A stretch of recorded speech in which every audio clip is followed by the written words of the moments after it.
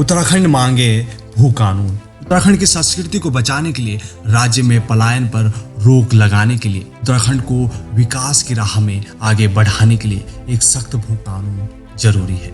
जब हमारे देश के ही राज्य हिमाचल में सख्त भू कानून बन सकता है तो आखिर उत्तराखंड में क्यों नहीं। जी हाँ दोस्तों, उत्तराखंड मांगे भू कानून ट्विटर और अन्य सोशल मीडिया प्लेटफॉर्म पर पिछले कुछ दिनों से ट्रेंड कर रहा है, जिसमें लगभग आर पार की लड़ाई से छिड़ चुकी है। इससे लग रहा है कि आने वाले चुनावों में एक बहुत बड़ा चुनावी मुद्दा बन सकता है। बिकॉज यह बात किसी पर्सनल व्यक्ति की नहीं है, बल्कि प्रत्येक उत्तराखंडी की है। पिछले कुछ हफ्तों से सोशल मीडिया के माध्यम से उत्तराखंड में भू कानून लागू करने की मांग लगातार उठाई जा रही है, जिससे यह बात तो साफ है कि अब हम सभी पिछले भू कानून में सुधार लाकर ही चैन की सांस ले पाएंगे। यही एक लड़ाई है जो प्रत्येक उत्तराखंडी के हक की लड़ाई है, यूं कहें कि अपने अधिकारों की लड़ाई है।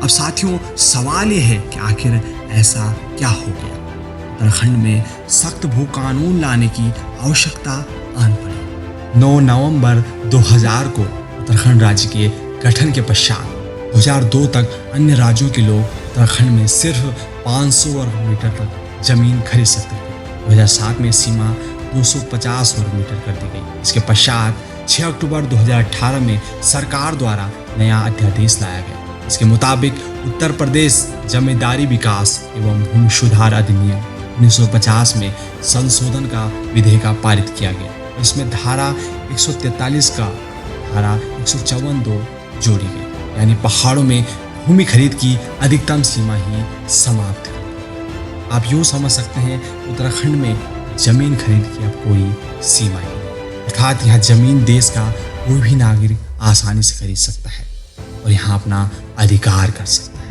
वर्तमान स्थिति पर नजर डालें तो यह देश के किसी भी कोने से लोग जमीन लेकर रहने लगे हैं। इससे यहाँ उत्तराखंड की संस्कृति, भाषा, रहन सहन हिमाचल के जैसे भू कानून की मांग कर रहे हैं। तो आइए जानते हैं हिमाचल का भू कानून क्या कहता है।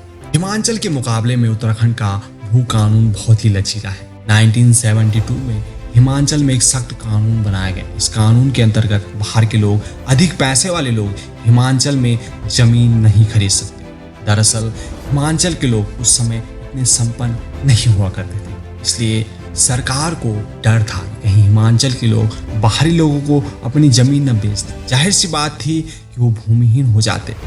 भूमिहीन होने का अर्थ था संस्कृति, सभ्यता को होने का खतरा उन पर लगातार बना रहता।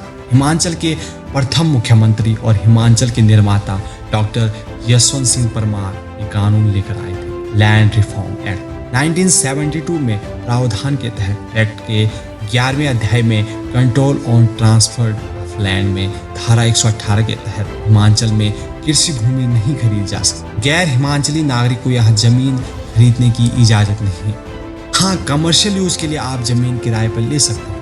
और साथ में भूमि सरकार ने धारा 118 में संशोधन किया, कहा कि बाहरी राज्य का व्यक्ति हिमाचल में लगभग 15 साल से रह रहा जमीन ले सकता है। इसके बाद अगली सरकार ने इसे बढ़ाकर 30 साल। साथियों, आप सभी से अनुरोध है इस वीडियो को अधिक से अधिक लोगों तक शेयर करें ताकि हमारी पहल आगे सरकार तक पहुंच सके। साथ ही सोशल मीडिया पर उत्तराखंड मांगे भू कानून को ट्रेंड करने में अपना योगदान जरूर। उत्तराखंड मांगे भू कानून।